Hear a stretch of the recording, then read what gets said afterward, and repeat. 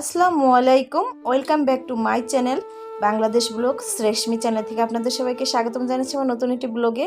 কাছে দূরে যে যেখান থেকে আমার ব্লগটি দেখছেন আশা করি সবাই খুব ভালো আছেন আর আল্লাহর অশেষ রহমতে আমিও ভালো আছি। তো এখন বাজে সকাল 8টা। তো আমি মাদের ঘর থেকে আসলাম আর এখন ভাত খেতে বসেছি, প্রচণ্ড খিদে পেয়েছে। তো আগের দিনের কচুর তরকারি আর যে ইলিশ মাছ ছিল আর একটু পাতাকপি, তো সেটা দিয়ে খেয়ে নিলাম। আর এদিকে আমি এখন চুলাটা ধরিয়ে ভাত বসিয়ে দিলাম। আজকে যে কয়টা কাঠ আছে সে কটা দিয়ে রান্না করব, কারণ কাঠ শেষ। তো যাই আছে তা দিয়ে আমি রান্না করে সেরে নেব। আর চুলাটা অনেকটা ফেটে গেছে, চুলাটাও একটু লিপা লাগবে। আর এদিকে আমার মেয়েরা কত কাজ করে দিচ্ছে। একজনে রসুন ছেঁচতেছে, মানে ওটা ব্লেন্ডারে দিয়ে বাটবো, তো সেজন্য আর কি এই আমার মেয়ে আর কি ওটাকে কোয়া ছাড়িয়ে দিচ্ছে ছোটো এই বড়জন, তো ছোটোজন আবার বটিটা ধার দিচ্ছে। যাই হোক, এভাবে যদি মার কাজ করে দেয় তাহলে তো আমার কষ্ট শেষ, আর কষ্ট হবে না। কারণ মেয়েরা যদি এভাবে মাকে কাজে সাহায্য করে বা বড় হয়ে কাজে সাহায্য করে তাহলে তো মার কষ্টই থাকে না। তো আমার বড় মেয়ে অনেকটাই কাজ করে। আর এই যে মারা মাছ নিয়ে আসলো, তো বলতেছে তুই আর বৃষ্টি বিলে টুকটুটে দেয়, তো বেশি না, 5টা তেলাপিয়া আর বাইলা মাছ। তো এইখানে যে দেখুন আমার কন্যা ঘরের থেকে সব কিছু এনে দিচ্ছে। তো এমন এমন দিন আছে কাজে বলবো যে এই কাজটা একটু কর, ও কাজটা করবেই না। ওর মানে যদি বলে একবার করবে না, এই একটা সমস্যা। তো যাই আমার মা বলে মেয়েদের কাজ করানো শেখা, কাজ করতে হবে, কাজ করা শেখা ভালো। যাই হোক, আর এখানে আব্বু মাংস কিনে আইনে দিল আর কি, আমাদের এনে দিয়েছে। তো সে মাংসটা আমি ঢেলে নিচ্ছি। আজকে এই মাংসটা রান্না করবো, আর ডাল আমি আগে থেকে ভিজিয়ে রাখছিলাম, তো সেই ডাল রান্না করব আর মাংস রান্না করব। তো এখন মেয়ের কাছে দিচ্ছি ঢালতে, ও মুটে পলিথিনটার সাথে বাইরে উঠতেছে না। তো সকালবেলা সব কাজ করে নিয়ে আমি আসলে শুয়েছিলাম, তেমন কোনো কাজ ছিল না। আর ফ্রিজে মাছ ছিল, আমি চেয়েছিলাম মাছ রান্না করব, মাছ বাইরেও করছিলাম। তো আসলে আব্বু আর মা বাজারে গেল, তো মাংস নিয়ে আসলো, সে মাংস রান্না করব। তো এখানে সব সলিড মাংস আমার একটু পছন্দ না। তো যাই হোক, আমার একটু হাড়টার হলে ভালো লাগে খেতে। এখানে সব সলিড মাংস, সেগুলো আবার মারা বলতেছিলাম যে সব সলিড মাংস একটু হাড় দেয় নাই। যাই হোক, আমি এখন মাংসগুলোকে কেটে ধুয়ে পরিষ্কার করে নেব। আর তারপরে রসুনগুলো ততক্ষণে কোয়া ছাড়িয়ে নিই, ওটাকেও আমি বেটে নেব। আর আজকে কাঠ কম, তো জানি না কত দূর যাবে, হয়তো রান্নাটা পুরো কমপ্লিট করতে পারবো না। তো না পারলেও সমস্যা নাই, গ্যাসে নিয়ে দেব। তো কালকে আমাকে এক ভাইয়া কমেন্ট করেছিল যে আপনি আপনার মানে বাসার বাপের বাড়ির অবস্থা দেখি ভালো, আপনারটা এরকম কেন, বা আপনি কপি করেন। আমি কি কপি করি? আমি কিন্তু কাউকে কপি করি না, বা আমি নিজের যেরকম চেষ্টা করি, মানে আমার নিজেরটা দিয়ে আমি সবসময় চেষ্টা করি যে আমি যেভাবে থাকি বা যেভাবে যা করি সেটাই চেষ্টা করি, আমি কাউকে কপি করি না। তো আপনি অবশ্য আমাকে কমেন্টে জানাবেন যে আমি কাকে কপি করি, তো আমি সে প্রশ্নের উত্তরটা আমি আপনাকে দেবো যে আমি তাকে কপি করি কি না। আর দ্বিতীয়ত, আপনি অনেকে জায়গায় দেখবেন হয়তো যে আপনার শ্বশুরবাড়ির অবস্থা ভালো, হয়তো বা বাপের বাড়ির অবস্থা খারাপ থাকে, বা বাপের বাড়ির অবস্থা ভালো শ্বশুরবাড়ির অবস্থা খারাপ থাকে। মানুষের ভাগ্য কখন কোথায় কাকে নিয়ে যায় কেউ বলতে পারে না। আর আমার হয়তো বলেছেন এই কারণে যে আমার ঘরে কিছু নেই, তো আমার ঘরে যেটুকু আছে সেগুলো মানে আমি এখানে এসে এই 1-2 বছর, আমি এই 2 বছর ধরে আছি খুলনায়। কারণ আমি 2020-এ আমি খুলনার থেকে চলে গিয়েছিলাম আমার শ্বশুরবাড়ি আর কি। তো আমি ওইখানে পিক আপে করে আমার যা টুকিটাকি যাই ছিল, আমি বলছি না যে আমার অঢাল ছিল, আমার অঢাল কিছু ছিল না, তারপর আমার চলতে যতটুকু লাগবে আমার ততটুকু ছিল।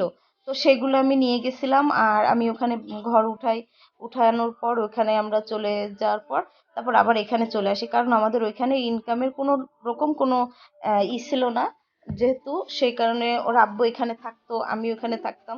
তো দুই দিকে দুজন, এর জন্য আমরা আবার এখানে চলে আসি। তো আসার পর আমি এখন বর্তমানে আমার যেটুকু দেখতে পাচ্ছেন টুকিটাকি, এগুলো সব আমি এখানে এসে করেছি, আমি কিন্তু ওইখান থেকে কিচ্ছু আনিনি, শুধু আমার ঘরে যে টিভিটা সেটাই আমি আনছি।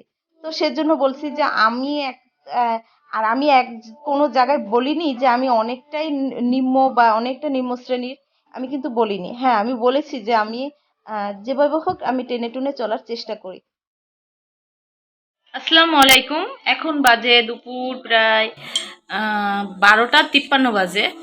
আর এখন আসলাম আমি ক্যামেরার সামনে। তো সকালে খাওয়া দাওয়া করে ঘরের অনেক কাজগুলোই করলাম, বাসন ধোয়া, তারপরে কাপড় চোপড় ধুয়ে দিলাম, তারপর ঘর দোর বুঝে একটু শুয়েছিলাম, তারপরে বাজার নিয়ে আসা হয়েছে। তো ওদিকে রান্নাটা বসিয়ে দিয়েছি আর এখন একটু চা খাচ্ছি। তো আর ওদিকে আমার মেয়ে টুকিটাকি কাজ করে দিচ্ছে আমাকে। তো যাই হোক, আমি চাটা খেয়ে নিই আর সাথে থাকুন।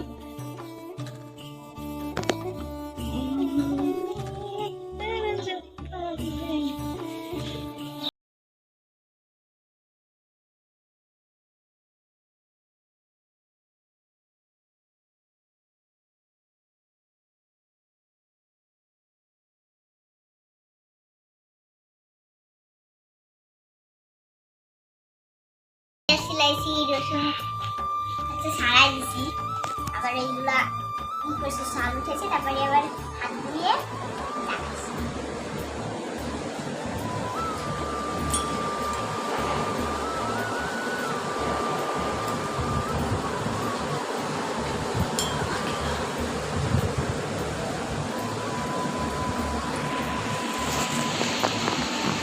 চিনি দিয়ে যা।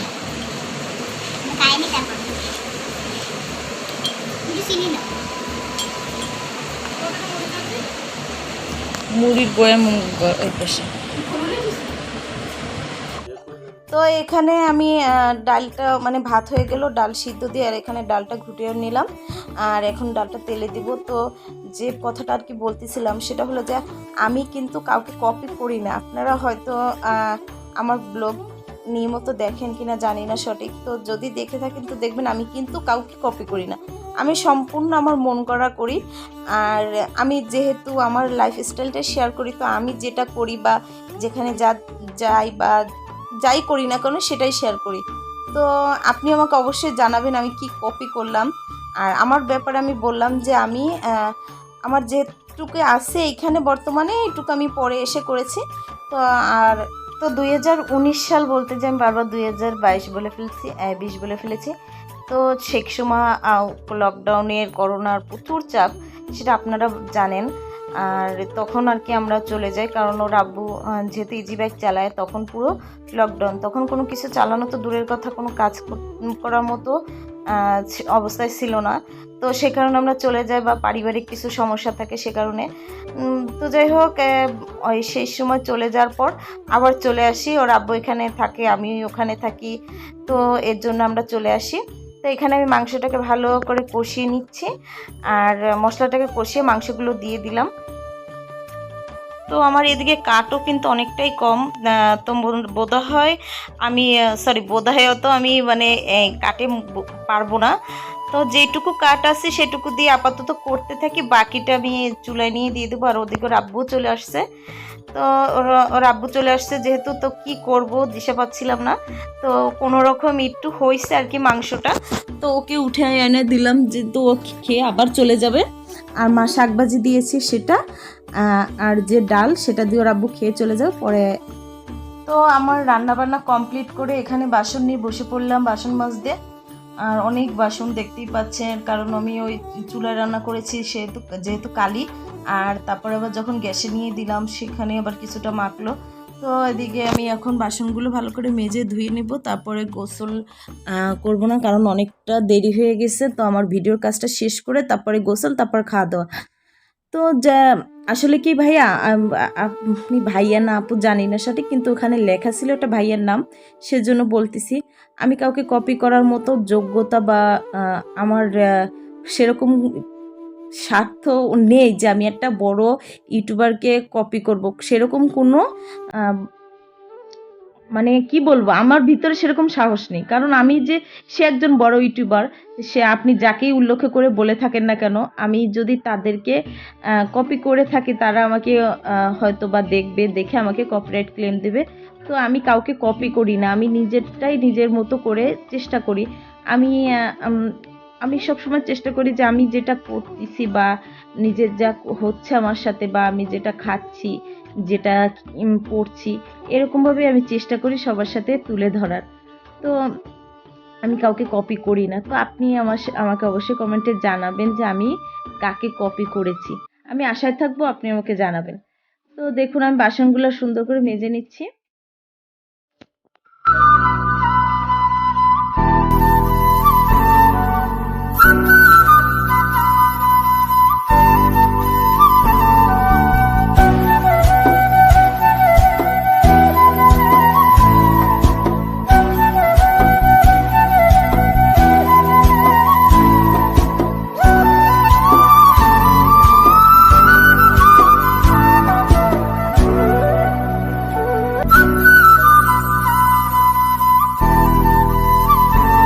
সব কাজ কমপ্লিট করলাম।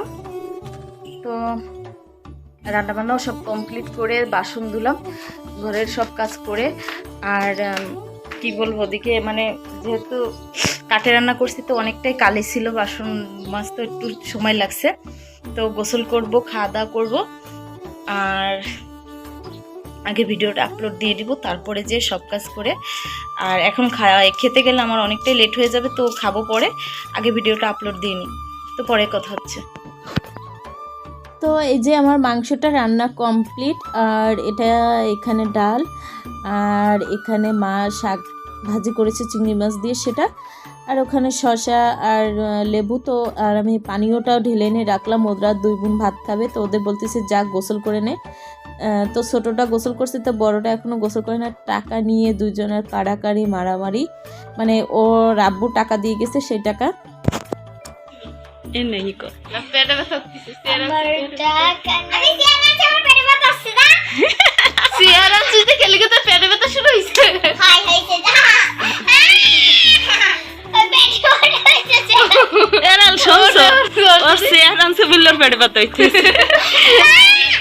নাকি তোরও বুবলির মতো হইছে, রিয়ার কি সাকিব বাপুরে নিয়ে কেক খাইছে, এই জন্য তোর পেটে ব্যথা হইছে। গুড ইভিনিং, আর এখন বাজে সন্ধ্যা 7:30। তো এখানে আমরা সবাই বসে আড্ডা দিচ্ছি। তো আমার মেয়ে আর কি, ওই আমরা টিকটকে ঢুকলে বা ইউটিউবে ঢোকার সাথে সাথে একটা আপডেট বারবার আসতেছে সামনে। তো সেটা হলো যে বুবলি আর সাকিব খানকে নিয়ে, তো সেগুলো নিয়ে কথা হচ্ছে।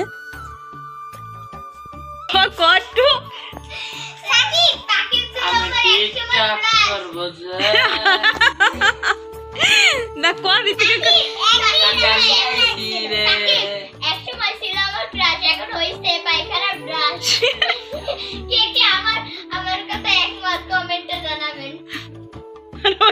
আর একটা করা হলো, এটা কইছে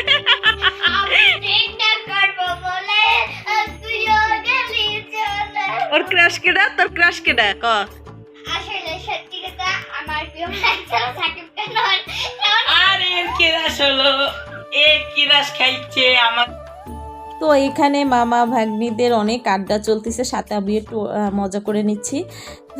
তো আমার মেয়েরা কত কিছু বলতেছে। যাই হোক, একসময় সাকিব আমার খুবই পছন্দের একটা নায়ক ছিল। তো একসময় বলতে কি কিছুদিন আগে ছিল, অপুর সাথে যা করেছে তারপরেও ভালোবাসতাম একটু, মানে ভালো লাগতো খুব। কিন্তু এই যে আপডেটটা পাওয়ার পরে তো এখন আমি আর কি বলবো, জাস্ট মানে বলার কোনো ভাষা নেই আমার।